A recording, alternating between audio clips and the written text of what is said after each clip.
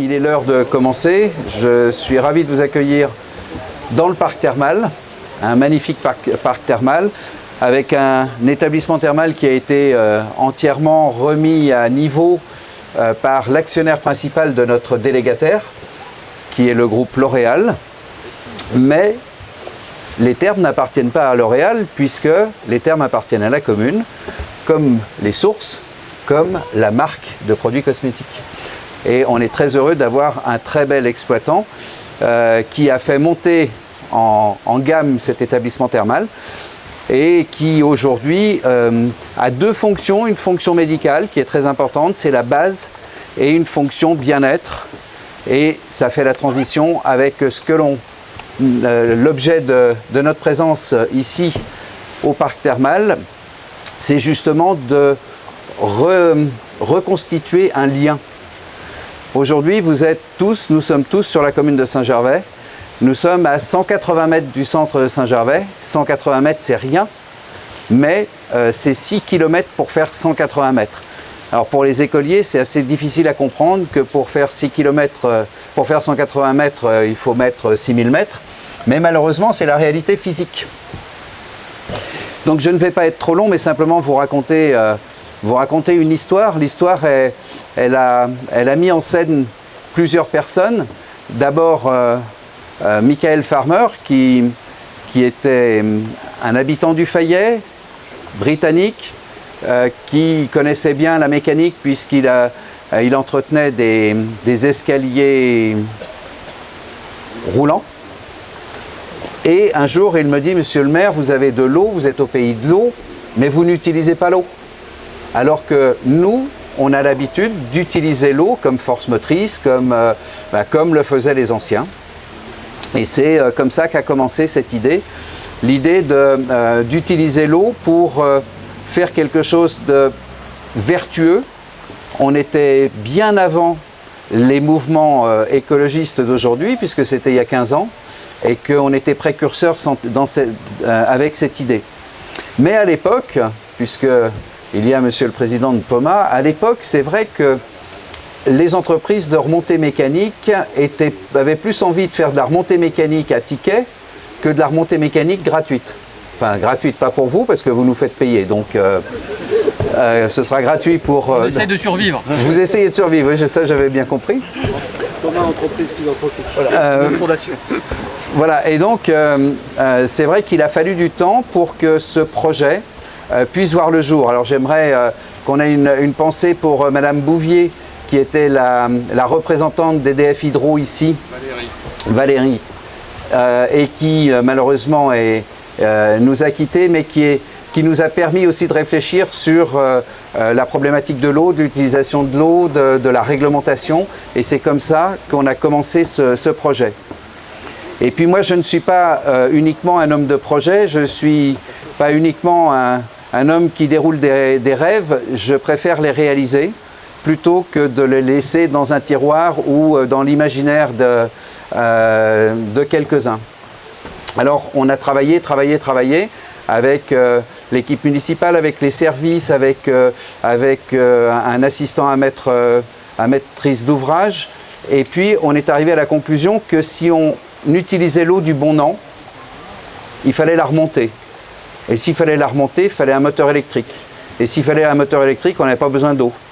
Donc on s'est dit que ce n'était pas la bonne idée, et que de l'eau, il fallait qu'on en garde uniquement, qu'on garde l'eau sous toutes ses formes et pas uniquement l'eau d'un torrent. Et d'éviter de prendre de l'eau potable. Et qu'est-ce qu'on a dans les routes? On a des réseaux d'eau usée. Et l'eau usée peut avoir une deuxième vie. On peut avoir une deuxième vie pour faire de la neige, même si ça perturbe quelques personnes, mais c'est une deuxième vie aussi, parce qu'on fait retourner l'eau au milieu naturel après l'avoir traitée, donc ce n'est pas péché. Et nous, on n'a pas souhaité faire de la neige avec, puisque je pense que ce ne serait pas raisonnable de faire une piste de ski pour venir au parc thermal. Donc on s'est dit qu'on allait l'utiliser comme de l'énergie, comme le faisaient les anciens. les anciens, ils faisaient quoi quand il n'y avait pas d'électricité? Ils utilisaient l'eau des torrents, ils utilisaient l'eau qu'ils avaient pour faire marcher les moulins, pour faire marcher les menuiseries, pour faire marcher tout ce qui nécessitait de la motricité. Donc c'est comme ça que le projet est devenu une réalité. Et on a d'abord imaginé les tracés qu'on pouvait faire. Il y a eu plusieurs tracés, puisque quand on fait un projet, il faut qu'on montre que le projet qu'on a retenu, il faut qu'on montre aux autorités environnementales, je vais vous en dire un mot parce qu'ils ne nous ont pas aidés, monsieur le préfet, loin de là. Il faut qu'on montre qu'on a choisi le meilleur projet. Donc on avait un tracé qui arrivait sur la rive gauche, on avait un tracé qui arrivait au pont et on avait celui-ci. Et les autres étaient complètement surréalistes parce que c'était plus du funiculaire ou de l'ascenseur incliné, c'était du câble. Et on avait donc un doublon avec l'ascenseur Valéen. Donc on a imaginé ce projet, moins de 200 mètres de dénivelé, moins de 200 mètres de longueur, pour permettre aux habitants du Fayet de pouvoir aller facilement du fond du parc thermal en promenade. On vient dans le parc thermal pour se promener. On peut très bien poursuivre sa promenade et monter à Saint-Gervais, aller se promener à Saint-Gervais, aller chez le médecin, aller à un spectacle, voilà, il y a plein de choses qu'on peut imaginer. Et puis pour les gens de Saint-Gervais, c'est se réapproprier l'établissement thermal. Parce qu'avec le temps, moi quand j'étais gamin, les thermes c'était mai à septembre et il y avait des curistes à Saint-Gervais. Il n'y a plus de curistes à Saint-Gervais et les thermes c'est toute l'année. Donc ça veut dire qu'on a faux sur les deux choses. On a augmenté le temps et on a diminué le nombre de gens qui viennent à Saint-Gervais-Bourg pour aller aux thermes. Et ils se sont évadés, désolé monsieur le maire de Domancy, ils se sont évadés vers les communes de Domancy et de Passy pour se loger. Bon, j'ai rien contre. Mais dans un gâteau, il faut aussi que le gâteau ne parte pas chez les autres, totalement chez les autres, il faut qu'on puisse le reprendre. Eh bien, demain, avec cet ascenseur incliné, on va pouvoir permettre aux gens qui sont sur la partie du bourg de Saint-Gervais de descendre, acheter des produits. Vous avez un anniversaire, vous avez oublié le petit cadeau, vous venez au terme pour acheter des produits cosmétiques, vous venez faire une cure, vous avez envie de bien-être, vous voulez aller faire la Via Ferrata, vous voulez aller au rocher d'escalade, vous n'avez plus à faire 6 km et à polluer et à encombrer les routes. Vous pourrez venir et en 5 minutes, vous serez au parc thermal. Mais bien évidemment, ce n'est pas un transport public comme une ligne de métro, c'est un transport de promenade. C'est un choix. Vous pouvez descendre les chemins qu'il y a sur les deux rives, vous pouvez les remonter et vous pouvez prendre l'ascenseur incliné puisque c'est le même fonctionnement que dans un immeuble. Vous pouvez prendre les escaliers ou vous pouvez prendre l'ascenseur. Donc voilà ce qui a été imaginé et je laisserai monsieur le président de POMA et qui est le groupe qui... Pas le groupe, comment on dit ça ? Le mandataire de toutes les entreprises, expliquer la technique. Mais voilà ce qu'on a voulu imaginer, c'est de créer un lien. Alors je vous parlais de la mission environnementale, je vais vous dire son avis. Vous feriez mieux d'augmenter les navettes sur les routes. J'ai trouvé quand même que c'était brillant de la part de personnes qui devaient faire en sorte que les projets soient les plus écolos possibles, environnementalement corrects, d'aller nous dire qu'il valait mieux encombrer les routes. C'est écrit. Et monsieur le préfet, il est inadmissible que ces gens-là ne se déplacent pas, n'écoutent pas les élus, ne comprennent pas et ne donnent des avis que sur du papier depuis des bureaux. Voilà. Ça ne nous a pas empêché de le faire puisque moi je suis allé à l'école et quand on me dit que c'est un avis, je le respecte, mais je n'ai pas l'obligation d'en tenir compte. Bon, voilà. Mais vous me connaissez, c'est pas ce qui va me perturber, mais je trouve que c'est perturbant quand même. Donc voilà l'histoire. Et c'est une belle histoire. Et donc Michael Farmer a été le personnage qui a déclenché nos idées. Et donc je proposerai que la petite gare qui va être faite au Fayet soit baptisée du nom de Michael Farmer pour que les générations futures puissent comprendre l'histoire, il faut qu'on la raconte et il faut qu'on respecte les gens qui ont permis. Et je pense que ce sera un bel hommage à un ami britannique pour nous avoir permis de faire cette réalisation.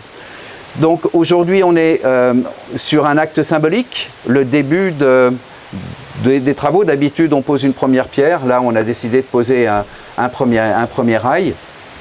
Et c'est symbolique, c'est pour montrer et expliquer ce qui va se passer. Et donc aujourd'hui, je voudrais remercier bien sûr vous toutes et tous qui êtes venus, les élus du conseil municipal qui ont soutenu ce projet et qui ont fait qu'il est aujourd'hui, dans quelques mois, dans 6 mois, sera en fonctionnement. L'objectif que vous devez tenir, Monsieur le Président, c'est 31 mars, on inaugure le 2 avril parce que le 1er, ce serait une blague. Vous avez un jour de plus. Voilà, vous avez un jour de plus. Saluer bien sûr toutes les équipes qui constituent le groupement qui fait cette réalisation. On est sur de l'innovation. De l'innovation, c'est de temps en temps ce qui nous manque maintenant en France. Et on est sur, même si on a repris l'idée des anciens qu'il faut respecter, on est vraiment sur de la création. On n'est pas sur de la répétition et du modèle. On est sur quelque chose qu'on invente, qui j'espère, et c'est quand même l'objectif, servira dans toute la France et j'espère dans le monde entier. J'espère que la France sera justement le porteur de ce type de projet pour relier des territoires qui sont à étage, pour permettre de nouveaux accès. On n'est pas sur un remplacement de mobilité, on est sur la création d'une nouvelle mobilité. Donc, quand la MRAE, donc la mission Rhône-Alpes, machin de l'environnement, m'a demandé combien on enlevait de voitures, il n'y en a pas qui descendent là, donc je n'ai pas pu dire qu'on allait en enlever, parce que s'il y en a une qui s'est pris un arbre, mais c'est tout, il n'y a jamais eu de voiture qui soit descendue à travers champs ou à travers bois. Donc on ne remplacera pas de voitures, au contraire on créera du lien social, de la vie, et c'est ce qu'on veut faire. Vous dire un mot sur le financement. Le financement, c'est on a choisi d'être dans un contrat un peu particulier de conception-réalisation. Ce n'est pas un appel d'offres où on choisit des entreprises les unes après les autres. C'est un projet qui a été mené par POMA et tous ses partenaires. Bravo pour l'ingéniosité et l'évolution du projet pour rentrer dans le cadre qu'on veut les uns et les autres. Donc bravo, il faut être agile. Ce sont des entreprises locales ou départementales ou régionales et c'est très important quand moi j'y suis très attaché parce que c'est important qu'on protège et qu'on fasse vivre nos entreprises et tous les personnels qui sont ici. Et la plus proche que vous connaissez, mais vous ne savez pas peut-être, c'est Sommer qui est sur la commune de Passy et qui est une filiale de POMA. Donc voilà, l'intelligence du système sera réalisée dans la commune de Passy. C'est à peu près ça. Hein. Non, oui, c'est vrai. Voilà. Donc le coût, 5 130 000, je ne sais plus combien, 5 130 000 à peu près en hors taxe. Un financement de 30% par le département qui est toujours présent et aux côtés des communes pour les projets structurants et pour permettre leur réalisation. L'État intervient de 2 manières. Dans le plan Avenir Montagne pour un montant de 200 000 €, mais surtout pour la restructuration du parc thermal qui va accompagner l'ascenseur incliné à eau usée, puisque tous ces parkings vont être remplacés par un modèle comme ceux que vous avez ici. Les sentiers vont être remis en valeur avec des belvédères, l'entrée du parc thermal va être refaite, l'allée des Tilleuls va être valorisée, tout ça pour qu'on redonne du lustre au parc thermal. Et donc l'État nous accompagne dans ce projet-là qui est d'environ 950 000 € toute taxe, à hauteur de 80% hors taxe. Donc merci beaucoup, en plus du plan Avenir. Et on aura pour les Faïrans, pour les Saint-Gervelin, on aura et un moyen de transport et un parc thermal qui va avoir une nouvelle vie. Monsieur le Préfet, on est à côté d'un rocher qui est l'un des rochers symboliques de la catastrophe de 1892 où on a posé donc une plaque il y a plusieurs mois pour mettre le nom de toutes les victimes connues de cette catastrophe. Et on voit avec ce rocher dont on ne voit que la partie immergée, on voit quel a été le drame qui s'est déroulé en juillet 1892, faisant environ 200 victimes.